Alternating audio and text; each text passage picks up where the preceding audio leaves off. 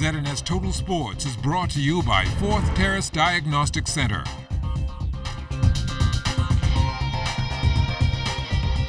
Welcome to sports, everybody. Texas Longhorns junior guard LaShawn Higgs has been named the Big 12 Conference Women's Basketball Player of the Week for her standout performances and wins against number 20 Oklahoma State and Kansas State. This is the second honor of Higgs' career, as she was also named the Big 12 Freshman of the Week on November 30th, 2015. During the two-game stretch, Higgs averaged 28 points per game, shot 74% from the field, connected on 80% of her shots from beyond the arc, and made 92% of her free throws. She also led Texas in steals with 2.5 per game, added 2 assists and 2.5 rebounds per game in 31 minutes of action. Higgs and the Longhorns return to action tomorrow. They travel to Fort Worth to take on TCU. The New Providence Basketball Association back up and running after the holiday break. They had doubleheader action last night at the AF Valley Gym. Up first in Division II, the Rockets held off the Eagles' Nest 73-72 behind 34 points and 11 rebounds from Bertram Minnis. In the losing effort, Ginaldo Joseph dropped in a side-high 26 points. Troy Trimbley followed with 12. We have a lot of talent. I expected us to start out much better than we did. We have a lot to do. We have a lot of work to do, a lot of chemistry to build. I feel we'll pick it up. We have a motto, don't give up, keep pushing. That's our motto for the second half. We're looking forward to do great things because we have the talent here. It's just a matter of everybody trusting in one another, and let's go out there and having fun. Division I play last night, not as close as the D2 opener. The Rhythm Rebels, they won big over the Island Game Pros 71-55. Ontario Coley had a game-high 17 points for the Rebels. Craig Buchanan and Theo Ferguson both followed with 14. Don Charlo added a double-double, 11 points and 14 boards. In the loss, Derek Ferguson a side-high 11 points. Steve Miller also in double figures with 10. League play resumes again on Friday. They'll take tomorrow off to observe the majority rule holiday. Now, with the MPBA in its stretch run towards the postseason, League President Eugene Horton spoke about how it's been going so far and what we can expect moving forward. The first half, the Division II teams, very competitive. Division I teams, same in Division I. We don't have the mailboat sidewalks and one other team, so most of the players went to different teams and was able to strengthen up their lineups and so forth. So far it's been competitive, and I expect it to be continue that way in the second half. Once they get over the lag from the Christmas break, Jonkanu and so forth, and get back in the full swing. And the season is going to be finished early March, probably like the first week in March, right after Hugh Campbell tournament and FIBA America. It's going to be finished after that. So we're going to start playoffs. The round robin is in Freeport, 26, 27, and 28 of April. So we have to be finished before that. As you would have heard, one team visibly absent in Division I this year is the Cybots. Horton shared the reason for their absence. That was a coach's decision. I think he's going to concentrate on the youth program. That's what he told me. He's going to concentrate on the youth program and bringing that up, so, which is a good thing. Everybody like to see Cybots come out by Giants. Not having Cybots in the league, is that a big blow? No, because I mean you still have most of the players in the league, and they're going to help the other teams strengthen. So you should see more of a parity in the league right now. The BAISS private school basketball season continuing to take advantage of gym availability. Yesterday at D.W. Davis, Sacs Big Red Machine rolled over the NCAA Crusaders in junior girls play 48-8. Most of my girls are grade 7 and a few grade 8. And, it's a momentum because the girls, they're in a learning stage basically. So there's a lot of things they're still not maintaining. And so, if you tell them to do something like pull back, they stay up. They still got to get a little bit more on the defensive and the offensive going. There are no moral victories. We have to get better if we want to compete.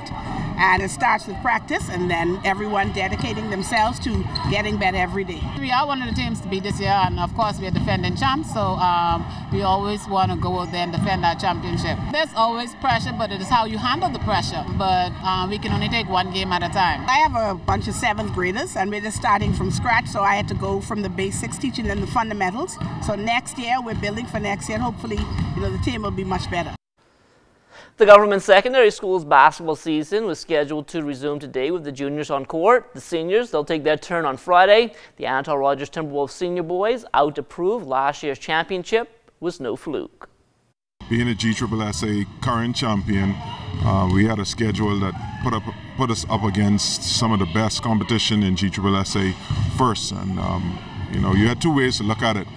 We could look at it in terms of it being a rough road, but we see it as a positive thing because as we come back and get started this week when we get back, we should be able to get over 500 and walk into the playoffs with a lot of experience. We found that all of the teams that play us were going to play their best game, and we, along with C.I. Gibson, are the only teams that have actually won a tournament. We started the year off on a high. We went down to Abaco and won the Agape tournament, and so we know what it is to win. We're the current champions, but we realize that there are a lot of teams out there who've done a lot of work and really put in the time to make the playoffs an exciting thing, and we definitely know that we're going to be there, but it's not going to be easy. We're going to have to really do a lot of work to be the top team again. From the NBA last night, Buddy Hield, 4 for 12 from the field, 2 of 8 from behind the three-point line. He finished up with 10 points, 3 assists, and a steal in a starting role for the Sacramento Kings. They fell 107-100 to the San Antonio Spurs. Buddy and the Kings back on the court again tonight in the back end of a back-to-back against the Los Angeles Lakers. Carrie Cartwright going down in the second round of qualifying at the DME Sports Women's Pro Tennis Tournament in Daytona, Florida. She fell to Kyoko Okuma from Japan, 7-5 and 6-2. The inaugural Don't Blink Home Run Derby in Paradise, that took place on Saturday at the Montague Foreshore. Organizer Todd Isaacs Jr. believes all the hard work paid off. This whole week it was really hectic. We had a lot of ups and downs, a lot of things that didn't go our way that we couldn't control. But when I came here today and saw the people, I honestly could have shed tears how excited I was and how grateful I was for everyone to come out there and support this, because it was something that we believed in from the get-go. We believed that it was something that must be done to change the dynamics of baseball here in the Bahamas, and I'm glad that we were able, my team and I were able to make this happen, and we're definitely looking forward to next year, and the planning will start for next year starting tomorrow. Chavez Young was one of our minor league prospects who took part in the Home Run Derby. He had a great 2017 campaign with the Toronto Blue Jays organization and shared how a typical day goes during the regular season.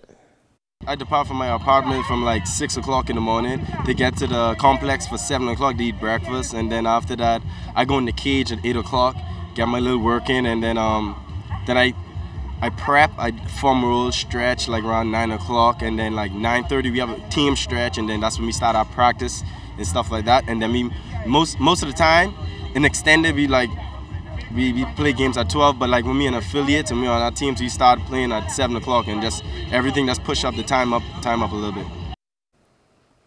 Young and fellow prospect Deshaun Knowles of the Los Angeles Angels organization gave these words of encouragement for those who also want to make it to that level and beyond.